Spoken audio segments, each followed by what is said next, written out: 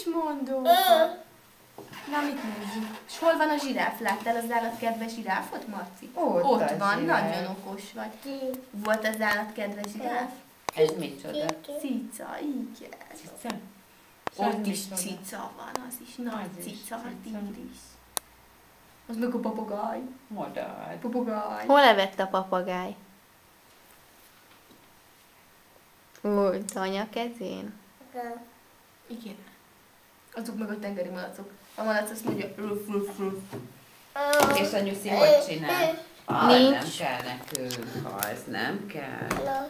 Anya. Nyuszi mozgatja az nózját? Hogy mozgatja az Évi nyuszia, hogy mozgatta az órát?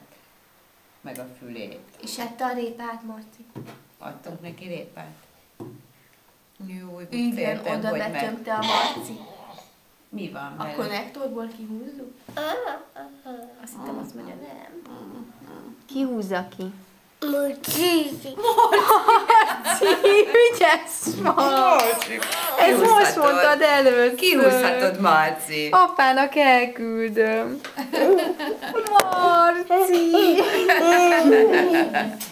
Jaj, de jó. Örülünk. Úgy hívtam magát. Cici? Marci. Mondta Cici.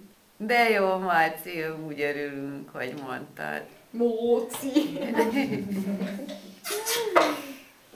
Mondd még egyszer.